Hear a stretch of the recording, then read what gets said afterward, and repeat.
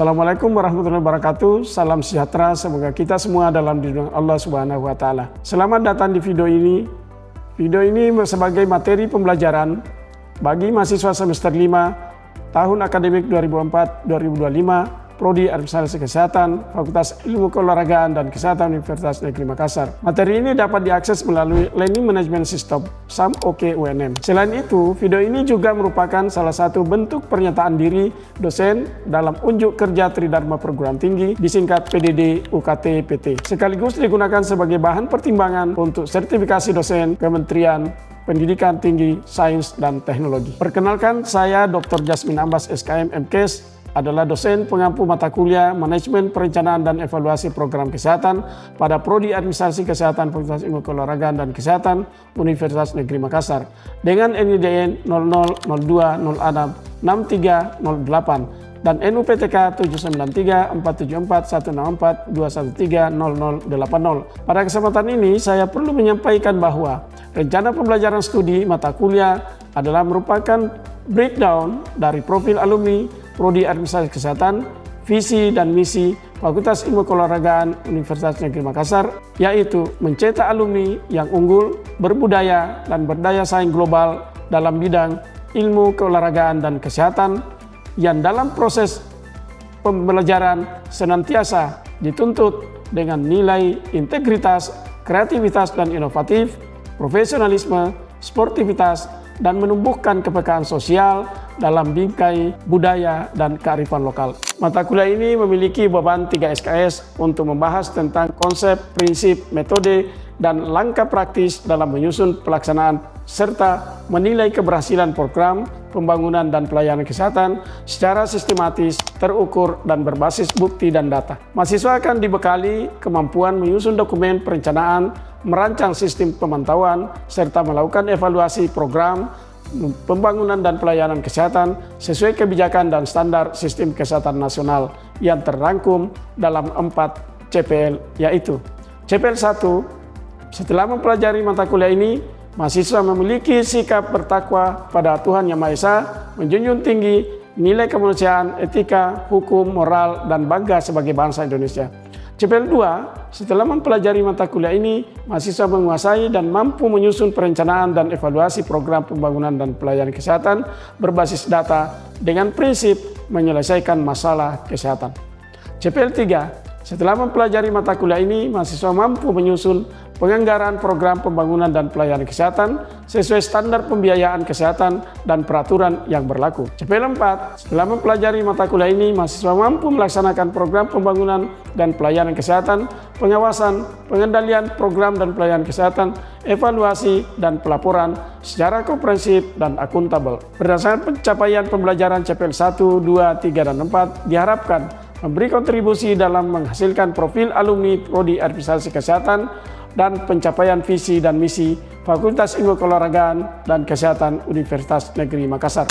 Metode perkuliahan yang digunakan meliputi 1. Metode ekspositori antara lain ceramah dan diskusi untuk membahas konsep dan kebijakan. 2. Penugasan individu dan kelompok untuk memperdalam penguasaan konsep dan materi. Metode interaktif seperti diskusi kelompok, debat, dan brainstorming untuk menumbuhkan berpikir kritis, sistematis, dan ide-ide dalam berbagai alternatif pemecahan masalah kesehatan dari berbagai aspek. 3. Metode berbasis masalah untuk melatih mahasiswa menganalisis dan mengidentifikasi penyebab masalah kesehatan dalam kasus nyata di lapangan berdasarkan observasi langsung, mulai dari permainan, peran untuk melatih keterampilan menyusun rencana, monitoring, dan evaluasi. 4. Metode inovasi seperti blended learning, flipped classroom, yaitu metode luring dan daring, di mana mahasiswa diharuskan mempelajari materi lebih dahulu di rumah, kemudian di kelas membahas materi yang sudah dipelajari di rumah dengan sistem diskusi kelompok. Dasar hukum dan acuan penyusunan rencana pembelajaran studi mata kuliah Manajemen Perencanaan dan Evaluasi Program Kesehatan yang saya ampu adalah Permendikbudristek nomor 3 tahun 2020 tentang Standar Nasional Pendidikan Tinggi SNPT. Kedua, Keputusan Mendikbudristek nomor 0321/E/KPT/2024 tentang capaian pembelajaran bidang kesehatan masyarakat dan administrasi kesehatan. Peraturan Rektor Universitas Negeri Makassar Nomor 15 Tahun 2023 tentang penyusunan kurikulum dan RPS di lingkungan Universitas Negeri Makassar. Yang keempat, visi misi dan Restra Fakultas Ilmu Keolahragaan dan Kesehatan Universitas Negeri Makassar 2021-2025. Selanjutnya dalam perkuliahan ini saya sebagai koordinator pengampu mata kuliah Manajemen Perencanaan dan Evaluasi Kesehatan didampingi oleh Dr. Andi Nursakia Amin SKM MKes 2, Dr. Samsiana SKM MKes. Referensi utama dalam materi ini adalah buku Perencanaan dan Evaluasi Kesehatan oleh Jasmine Ambas dan kawan-kawan. Yang kedua, buku Planning for Health Hendrik L. Bloom. Kemudian yang ketiga, buku Pengantar Administrasi Kesehatan oleh Asrul Aswar. 4, buku Health Management oleh James. Dan 5, buku Perencanaan dan Evaluasi Kesehatan Masyarakat Alimin Maidin Universitas Hasanuddin. Yang keenam, buku Perencanaan Kesehatan Indonesia Departemen Kesehatan Republik Indonesia. Ketujuh, buku Dasar-Dasar Perencanaan Kesehatan oleh Azwar Al-Asur Universitas Indonesia. Kedelapan, Networking Planning Sumarjono Jakarta. Assalamualaikum warahmatullahi wabarakatuh. Apa kabar anak-anakku sekalian hari ini? Oke, minggu lalu kita sudah bahas tuntas tentang pengertian perencanaan dan evaluasi kesehatan. Hari ini kita lanjutkan dengan materi monitoring dan evaluasi. Kemudian untuk apa memahami mata kuliah manajemen perencanaan dan evaluasi dalam pembangunan kesehatan dengan sumber data yang akan kita butuhkan di dalam proses perencanaan. Sebelum kita mulai, sebagai umat yang beragama, mari kita berdoa bersama-sama. Doa dimulai. Selesai. Minggu lalu ada tugas yang saya berikan, tolong dikumpul ketua kelas. Sudah dikumpul? Oke. Baik, kita mulai saja kalau begitu. Pengertian monitoring dan evaluasi menurut ahli Sukijo dan Noto Atmojo. Beliau adalah ahli kesehatan masyarakat dan pendidikan kesehatan. Beliau mengatakan bahwa monitoring merupakan pengamatan dan pencatatan secara terus-menerus terhadap jalannya program untuk memastikan apakah kegiatan dilaksanakan dengan sesuai rencana, jadwal, dan standar yang telah ditetapkan. Kemudian evaluasi menurut beliau adalah merupakan proses penilaian secara sistematis terhadap hasil yang dicapai untuk mengetahui seberapa jauh tujuan program tercapai serta menentukan efektivitas dan efisiensi serta manfaat program bagi penyelesaian masalah kesehatan. Ini menurut Noto Atmojo. Pendapat ahli lain dari Kaseli dan Kumar mengatakan bahwa monitoring bagian tidak terpisahkan dari manajemen sehari-hari berupa proses pengumpulan informasi rutin untuk memastikan sumber daya digunakan dengan benar dengan kegiatan berjalan sesuai rencana. Sedangkan evaluasi menurut Kasri dan Kumar mengatakan bahwa penilaian sistematis, evaluasi merupakan sistematis terhadap relevansi, efisiensi, efektivitas, dampak, dan keberlanjutan program sebagai dasar pertanggungjawaban perencanaan program selanjutnya. Dari dua pendapat ahli ini, kita bisa mengambil pengertian bahwa monitoring merupakan pemantauan, proses pemantauan dan pencatatan secara rutin, terus-menerus dan berkelanjutan selama program berjalan untuk memastikan kegiatan dilaksanakan sesuai rencana, jadwal, dan target yang telah ditetapkan. Sedangkan evaluasi adalah penilaian sistematis dan objektif terhadap hasil program yang telah selesai ataupun sedang berjalan untuk melihat sejauh mana tujuan tercapai, efektivitas, efisiensi, dampak, dan keberlanjutan program. Oke. Pengertian monitoring dan evaluasi bisa dipahami? Ada yang mau bertanya? Silakan. Tadi kan sudah dijelaskan terkait dengan monitoring dan evaluasi.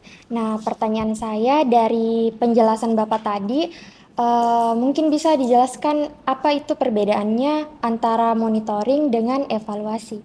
Mungkin itu saja, terima kasih Pak. Baik, pertanyaan bagus. Apa perbedaan monitoring dan evaluasi? Monitoring dari kata dasar monitor.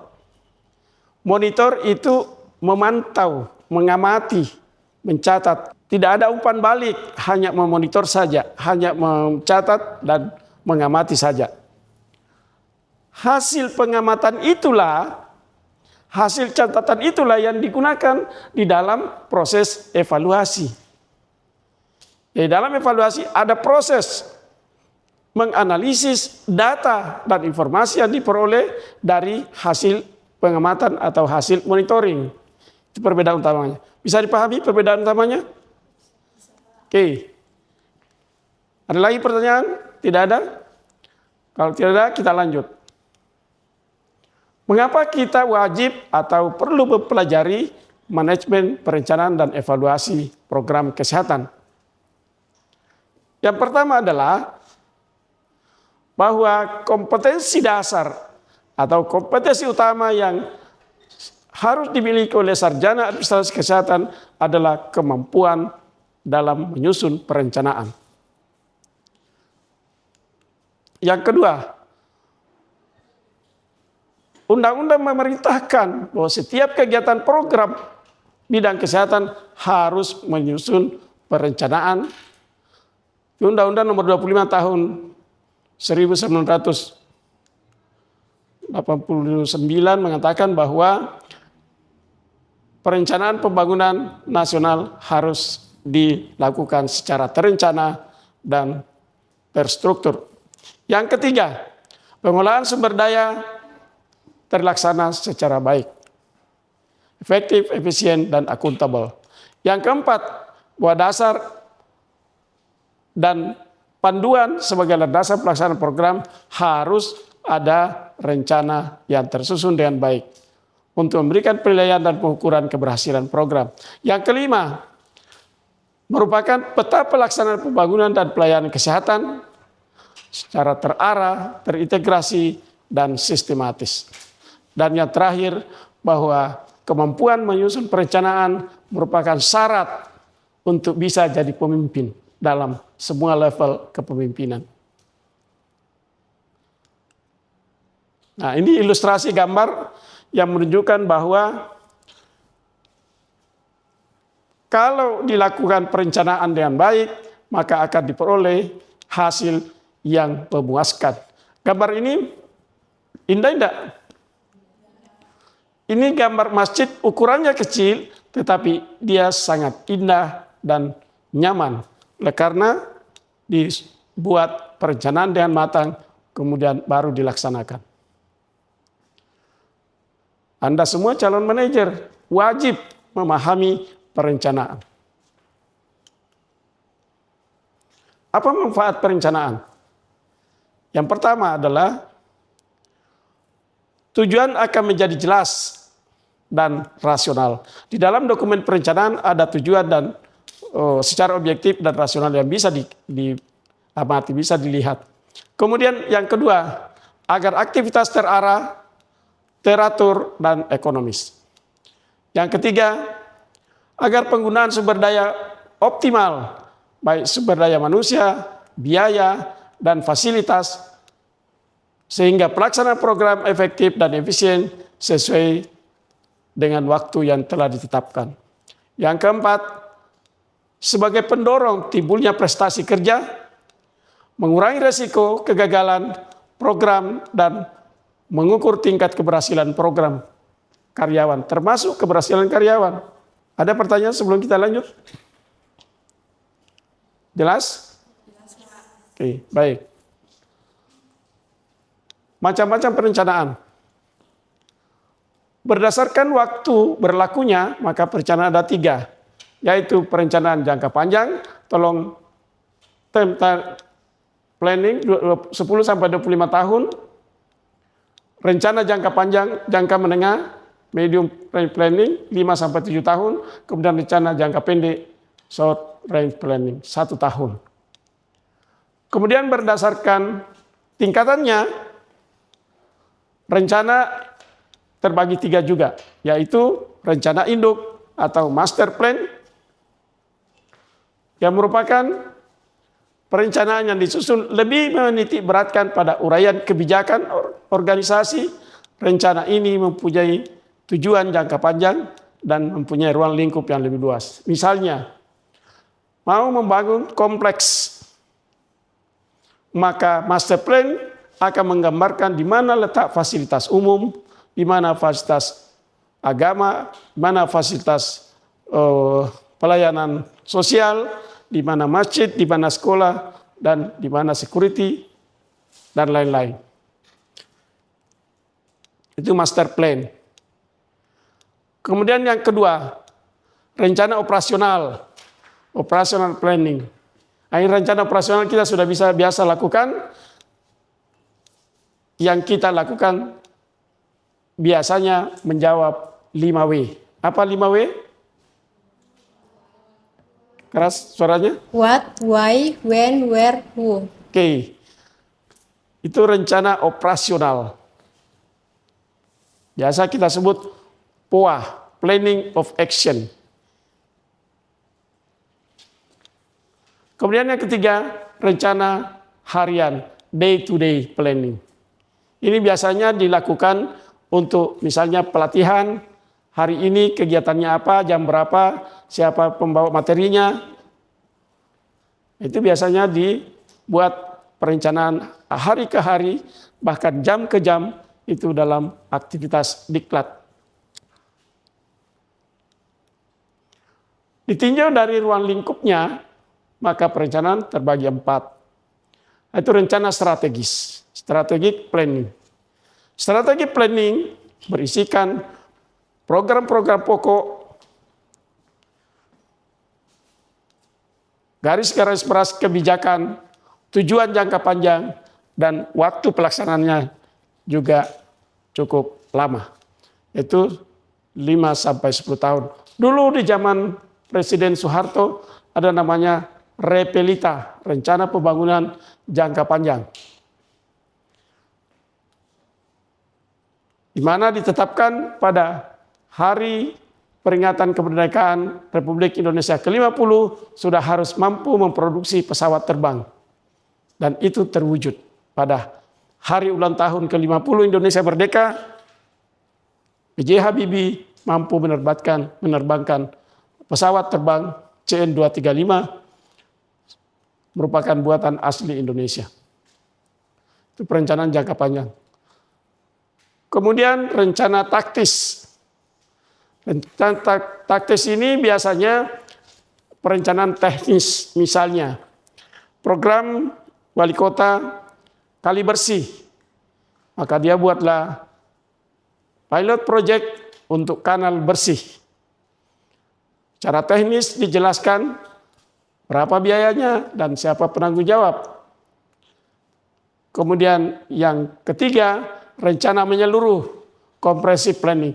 Rencana menyeluruh misalnya mau membangun kota, suatu kota, maka segala sesuatu kebutuhan yang ada itu ada tertuang di dalam perencanaan yang disusun. Menyeluruh.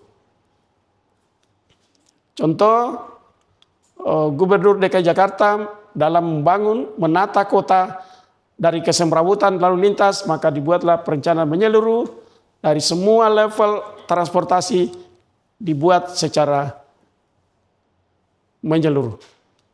Terkait dari motor, ojek, bis kecil, kemudian bis kota. Kemudian keempat, rencana terintegrasi. Nah, ini rencana terintegrasi adalah program yang disusun untuk kegiatan yang lintas sektor, bukan hanya satu institusi, seperti membangun jalan. Membangun jalan itu harus terintegrasi.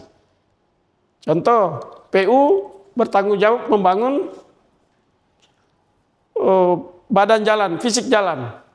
Kemudian PLN hadir di situ untuk membangun jalur kabel listrik. Kemudian PDAM datang untuk membangun jalur perpipaan air bersih.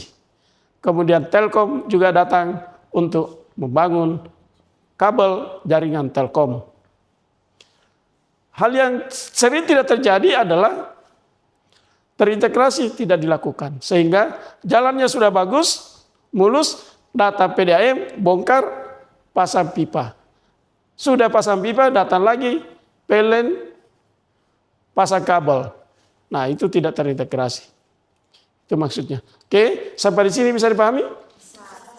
Oke, kalau tidak ada pertanyaan kita lanjut. Untuk menyusun perencanaan kita butuh data. Data apa saja yang kita butuhkan? Yang pertama adalah data status derajat kesehatan masyarakat. Apa itu status derajat kesehatan masyarakat? Ada yang tahu? Tidak ada? Oke. Status derajat kesehatan masyarakat diukur berdasarkan angka kematian, misalnya IMR, infant mortality rate, angka kematian bayi, MMR, maternal mortality rate, angka kematian ibu hamil, kemudian CMR, maternal mortality rate, artinya angka kematian bayi, angka kematian ibu, angka kematian anak, termasuk stunting, status gizi. Itu juga merupakan indikator derajat kesehatan masyarakat. Makin rendah status gizi, makin rendah derajat kesehatan masyarakat di suatu daerah. Itu salah satu contoh data status derajat kesehatan masyarakat. Derajat kesehatan masyarakat dipengaruhi apa? Yang pertama perilaku. Apa perilaku? Contohnya perilaku dalam kesehatan? Baik Pak, kalau untuk derajat kesehatan masyarakat yang disebabkan oleh perilaku masyarakat itu contohnya membuang sampah sembarangan Pak, karena biasanya ada penyakit-penyakit yang disebabkan oleh aktivitas masyarakat dari membuang sampah sembarangan itu sendiri Pak. Oke, bagus, betul. Bahwa salah satu bentuk perilaku masyarakat adalah buang sampah. Merokok, masuk enggak perilaku? Masuk. Merokok, di mana aja merokok? Kemudian buang puntung rokok di mana aja. Apalagi cuci tangan sebelum makan. Termasuk kebiasaan makan jajanan di pinggir jalan yang tidak tertutup. Itu perilaku juga.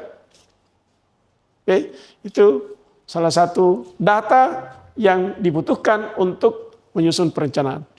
Data yang ketiga adalah lingkungan. Data lingkungan apa saja yang bisa kita jadikan sebagai dasar perencanaan? Maksudnya lingkungan apa ini? Lingkungan apa sih? Lingkungan non-fisik, apa lingkungan fisik? Lingkungan fisik apa? Sosial, berpengaruh enggak lingkungan? Kalau di tengah-tengah masyarakat di situ banyak yang minum alkohol, itu mempengaruhi enggak? Berpengaruh enggak? Itu lingkungan apa namanya? Lingkungan sosial. Kalau masyarakat di situ banyak yang curi ayam, berpengaruh pada perilaku. Kalau lingkungan yang banyak berpengaruh, misalnya suatu daerah banyak genangan air, banyak sampah tadi, sehingga banyak tempat berlindungnya vektor penyakit, serangga, lalat, dan lain-lain. Genangan air bisa menemukan tempat berkembang biaknya nyamuk, penular penyakit. Itu lingkungan. Lanjut, pelayanan kesehatan. Pelayanan kesehatan misalnya fasilitas pelayanan, puskesmas, rumah sakit, sarana pelayanan kesehatan sulit dijangkau, transportasi tidak ada, atau tenaga kesehatan tidak ada, tidak cukup tersedia. Hanya datang sekali, 2 kali, dokternya kadang-kadang tidak ada, sehingga juga mempengaruhi pelayanan kesehatan. Harusnya sembuh, dia tambah sakit. Kemudian yang keempat, yang kelima adalah genetik. Genetik apa? Keturunan. Misalnya mempengaruhi derajat kesehatan?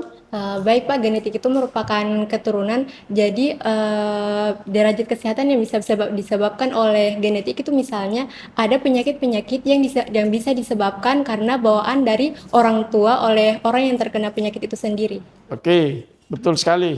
Bahwa ada penyakit yang potensi besar karena keturunan. Misalnya DM, diabetes mellitus. Itu penyakit keturunan. Sehingga dengan mengetahui bahwa ada faktor risiko, maka dari awal kita sudah bisa menata pola makan, pola hidup. Sehingga risiko terkena penyakit DM atau hipertensi dan lain-lain sudah dari awal bisa dicegah. Selanjutnya, apakah semuanya ini saling berhubungan? Saling berhubungan. Bahwa perilaku bisa berubah oleh karena adanya pengaruh lingkungan. Itu tadi, perilaku hidup sehat, perilaku buang sampah, perilaku buang tinja, itu akan berpengaruh. Lingkungan juga bisa terganggu dan mengganggu kesehatan kalau perilaku ini tidak mendukung lingkungan bersih. Oke? Sampai di sini bisa dipahami? Atau ada pertanyaan? Oleh karena waktu kita sudah cukup, kita masih ada waktu 10 menit. Kita kuis sebelum kita akhiri perkuliahan hari ini. Apa yang sudah bisa dipahami hari ini. Sebelum kita kuis, tulis tugas. Tugas buat tugas individu. Buat deskripsi analisa tentang faktor-faktor yang mempengaruhi derajat kesehatan masyarakat. Anda bahas perilaku masyarakat dalam bagaimana perilaku masyarakat mempengaruhi derajat kesehatan masyarakat. Kemudian Anda bahas lingkungan yang mempengaruhi derajat kesehatan masyarakat. Kemudian pelayanan kesehatan mempengaruhi derajat kesehatan masyarakat. Lingkungan mempengaruhi perilaku dan perilaku mempengaruhi lingkungan. Begitu juga perilaku mempengaruhi pelayanan kesehatan dan perilaku bisa mempengaruhi genetik dan seterusnya. Dibuat dalam bentuk makalah dengan struktur makalah, pendahuluan, latar belakang, tujuan, kemudian masalah yang akan dibahas, landasan teori. Teori ini diambil dari buku Hendrik L. Bloom. Bisa diambil dari Google, banyak bukunya, banyak teorinya. Kemudian sudah dasar teori, kemudian pembahasan, kesimpulan, saran. Dikumpul melalui Learning Management System, SAM-OK, 1 hari sebelum tatap muka berikutnya. Jelas? Baik. Dengan berakhirnya mata kuliah ini, materi pembahasan kita hari ini, maka pertemuan kita hari ini kita akhiri sampai di sini. Atas partisipasi anakku sekalian, saya ucapkan banyak terima kasih. Semoga apa yang kita kerjakan hari ini bernilai ibadah. Billahi taufiq wal hidayah. Assalamualaikum warahmatullahi wabarakatuh.